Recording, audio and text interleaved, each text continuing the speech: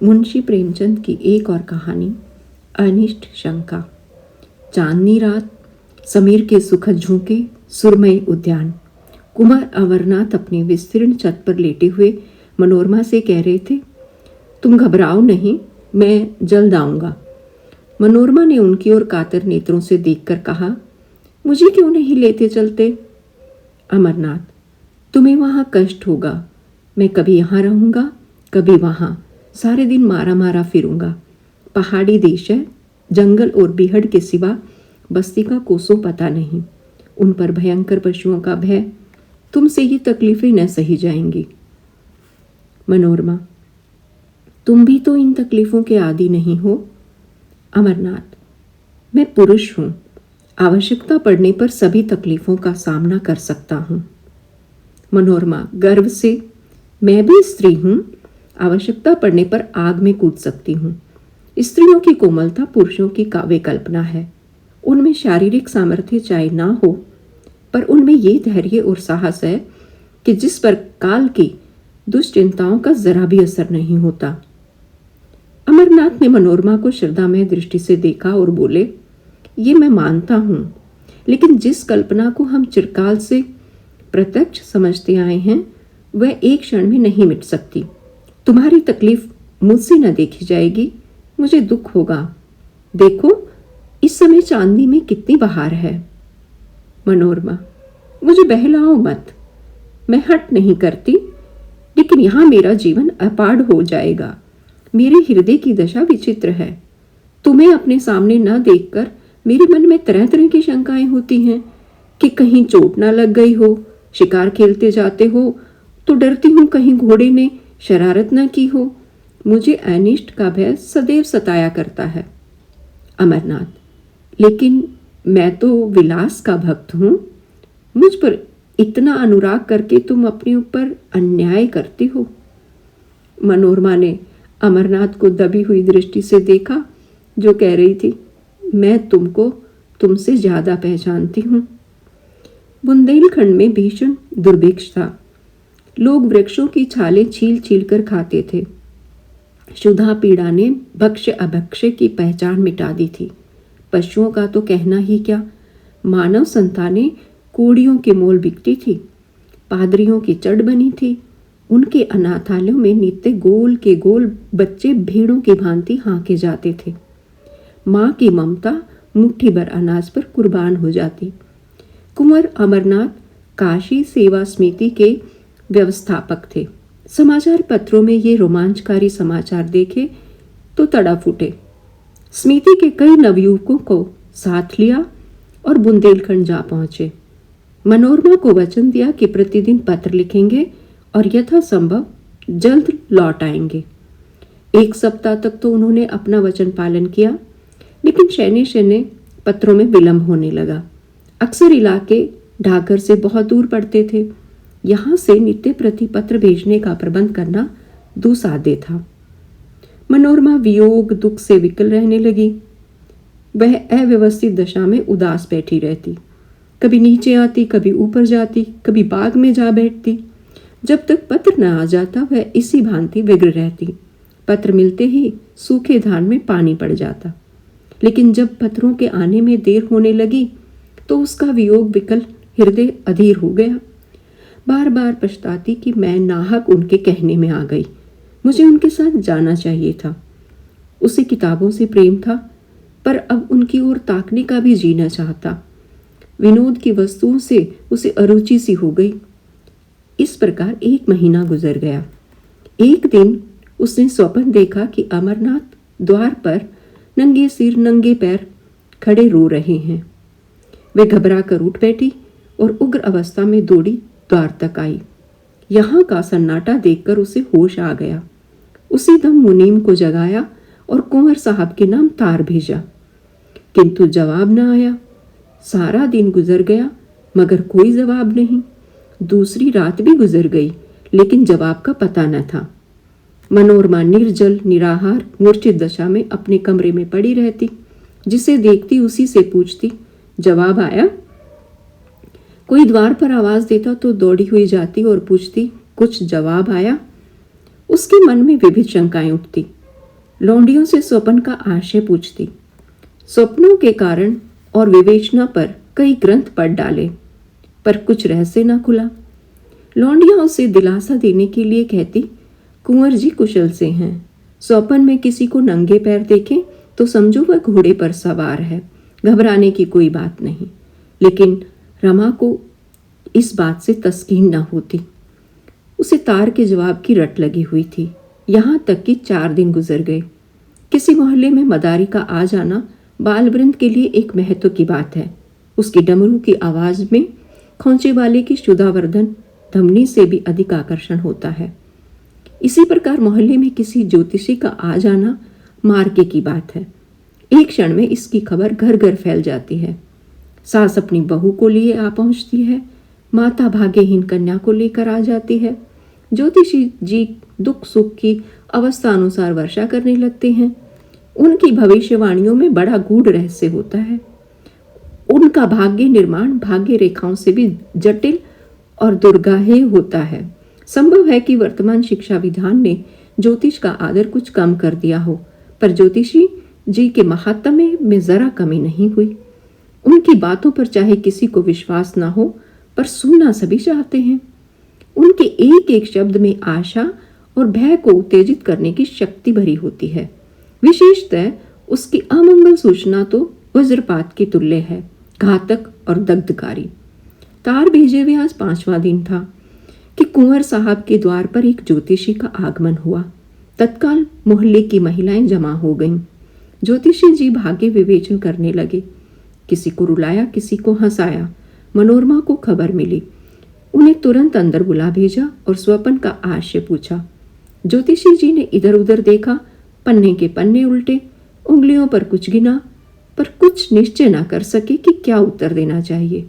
बोले, क्या सरकार ने ये स्वप्न देखा है? मनोरमा बोली, नहीं, मेरी एक सखी ने देखा है। मैं कहती हूँ ये अमंगल सूचक है, वह कहती है मंगलमय है। आप इसकी क्या विवेचना करते हैं? ज्योतिषी जी फिर बंगले झांकने लगे।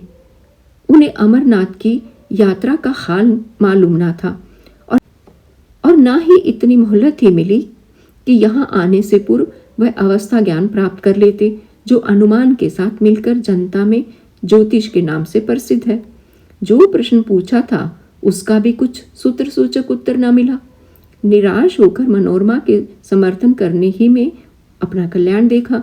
बोले, सरकार जो कहती है वही सत्य है, ये स्वप्न अमंगल सूचक है। मनोरमा खड़ी सितार के तार की भांति थरथर कांपने लगी। ज्योतिषी जी ने उस अमंगल का उद्घाटन करते हुए कहा, उनके पति पर कोई महान संकट आने वाला है। उनका घर नाश हो जाएगा, वह देश विदेश मारे मारे फिरेंगे।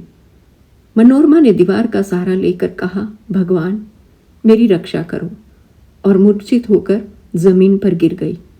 ज्योतिषी जी अब चेते, समझ गए कि बड़ा धोखा खाया। आश्वासन देने लगे, आप कुछ चिंता ना करें, मैं उस संकट का निवारण कर सकता हूँ। मुझे एक बकरा, कुछ लौंग और कच्चा धागा मंगा दें। जब कुंवर जी के यहाँ से कुशल समाचार आ जाए तो जो दक्षिणा चाहें दे दें। काम कठिन है, पर भगवान की दया से असाध्य नहीं है। सरकार देखे, मुझे बड़े बड़े हाकिमों ने सर्टिफिकेट दिए हैं। अभी डिप्टी साहब की कन्या बीमार थी, डॉक्टर ने जवाब दे दिया था। मैंने यंत्र दिया, बैठे बैठे आंखें खुल गई। कल ही की बात है, सेठ चंदूलाल के यहाँ से रोकड़ की एक थैली उड़ गई थी। कुछ पता न चलता था। मैंने सगुन विचारा और बात की बात में चोर पकड़ लिया। उनके मुनीम का काम था। थैली जो की त्यों निकल आई। ज्योतिषी जी अपनी सिद्धियों की सराहना कर रहे थे और मनोरमा अचेत पड़ी हुई थी। अकस्मात वह उठ बैठी। मुनीम को बुलाकर कहा, यात्रा की तैयारी करो, मैं शाम की गाड़ी से बुंदेलखंड जाऊंगी। मनोरमा ने स्टेशन पर आकर अमरनाथ को तार दिया, मैं आ रही हूँ। उनके अंतिम पत्र से ज्ञात हुआ था कि वह कबरई में हैं। कबरई का टिकट लिया, लेकिन कई दिनों से जागरण कर रही थी। गाड़ी पर बैठते ही नींद आ गई और नींद आते ही अनिष्ट शंका ने एक भीषण स्वप्न का रूप धारण कर लिया। उसने देखा सामने एक अगम सागर है, उसमें एक टूटी हुई नौका हलकोरे खाती बहती चली जाती है। उस पर न कोई मल्लाह है, न पाल, न डांडे। तरंगे उसे कभी ऊपर ले जाती हैं, कभी नीचे। सहसा उस पर एक मनुष्य दृष्टिगोचर हुआ। ये अमरनाथ थे, नंगे सिर, नंगे पैर, आंखों से आंसू बहाते हुए। मनोरमा थर थर कांप रही थी। जान पड़ता था नौका अब डूबी और अब डूबी। उसने जोर से चीख मारी और जाग पड़ी। शरीर पसीने से तर था, छाती धड़क रही थी। वह तुरंत उठ बैठी, हाथ मुंह धोया और इसका इरादा किया कि अब न सोऊंगी। हाँ, कितना भयावह दृश्य था। परमपिता, अब तुम्हारा ही भरोसा है, उनकी रक्षा करो। उसने खिड़की से सिर निकाल कर देखा।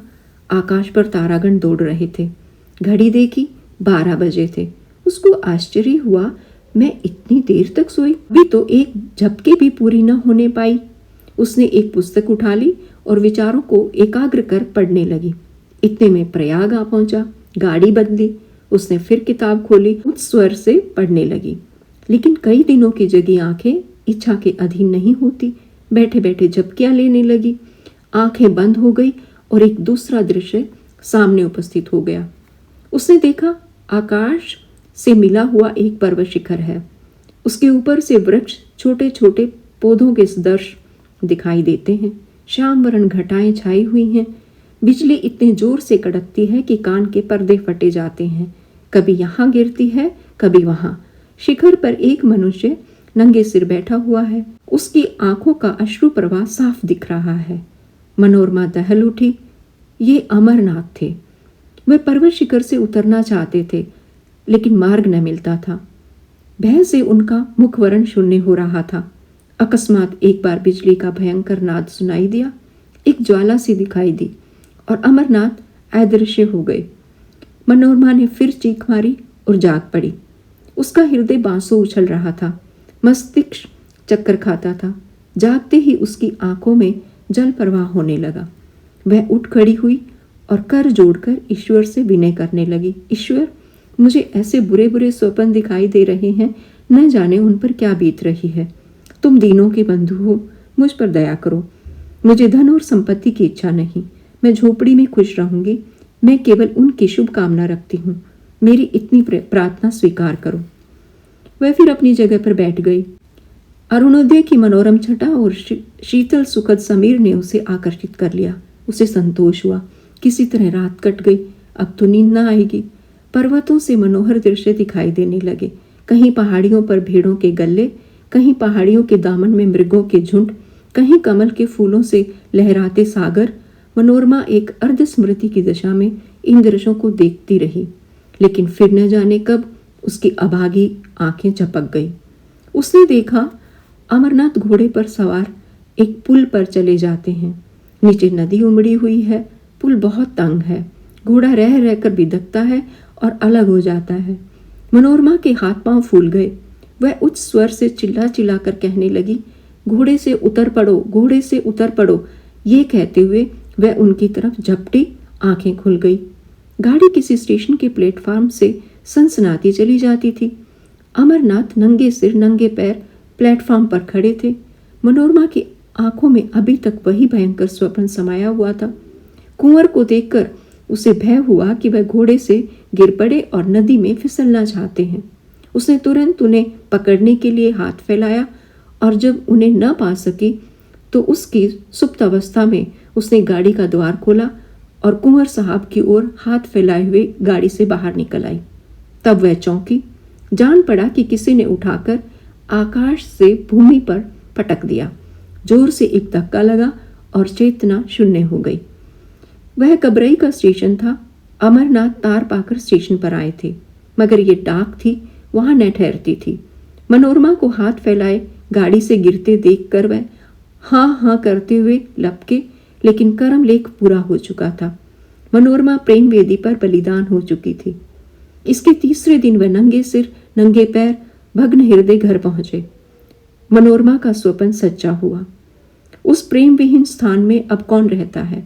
उन्होंने अपनी संपूर्ण संपत्ति काशी सेवा समिति को प्रदान कर दी और अब नंगे सिर नंगे पैर विरक्त दशा में देश विदेश घूमते रहते हैं। ज्योतिषी जी की विवेचना भी चरित्रार्थ हो गई।